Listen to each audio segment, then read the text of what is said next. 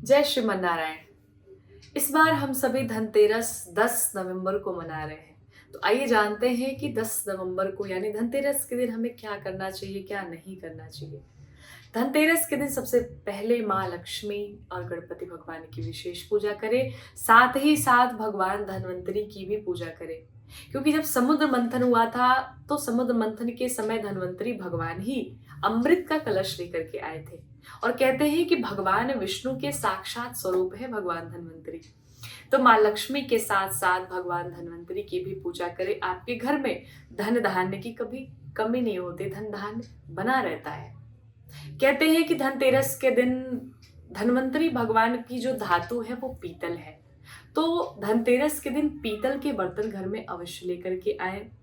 सोने चांदी की चीजें लेकर के आए घरों में। ऐसा करने से माँ लक्ष्मी और भगवान धन्वंतरी की विशेष कृपा प्राप्त होती है। ऐसा कहते हैं कि घर में धनतेरस के दिन झाड़ू भी लेकर के आना चाहिए। झाड़ू घर में लाने के पश्चात ऐसा रखे घर में कि किसी की नजर ना पड़े, कोई देखे ना। झाड़ू को छुपा करके ही रखना चाहिए और झाड़ू को कभी भी सीधा खड़ा नहीं रखना चाहिए। झाड़ू को कुछ सदैव लिटा करके ही रखना चाहिए घर में, और किसी की नजर नहीं पड़नी चाहिए। कहते हैं कि माँ लक्ष्मी का झाड़ू में भी वास होता है। तो घर में धनतेरस के दिन झाड़ू लाना भी बहुत ही शुभ माना गया है। और धनतेरस के दिन क्या करना चाहिए, तो यम के नाम से दीपदान करना चाहिए, दीपक जलाना चाहिए। वैसे तो कार्तिक मास में दीपदान करना बहुत ही शुभ माना गया है, बड़ा महात्म है इसका। लेकिन यम दीप अवश्य जलाएं। घर के दरवाजे पर आटे का दीपक बनाएं और उसमें 4 बत्तियां लगाएं। उन चारों बत्तियों को जला दें और घर के मुख्य द्वार पर उस दीप को जला करके दीपदान करें यमराज भगवान के नाम से, और उनकी पूजा करें, उनका ध्यान करें।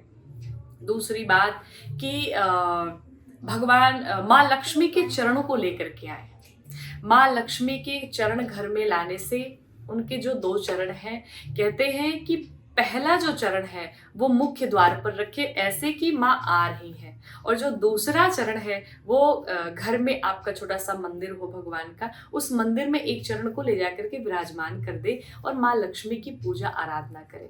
ऐसा करने से माँ लक्ष्मी की कृपा प्राप्त होती है और कहते हैं कि मानो ऐसा प्रतीत होता है कि माँ लक्ष्मी आपके घर में साक्षात चल के आ रही हैं। दूसरी बात सबसे अंत में कि धनतेरस के दिन पूजा का मुहूर्त क्या है। तो धनतेरस के दिन पूजा का शुभ मुहूर्त है 5:47 से लेकर के 7:43 तक पूजा का मुहूर्त है। तो इन सभी बातों का ध्यान रखते हुए आप सभी माँ लक्ष्मी, गणपति भगवान, धन्वंतरी भगवान की खूब पूजा करें, उनकी कृपा खूब प्राप्त करें। इसी के साथ आप सभी को जय श्रीमन नारायण।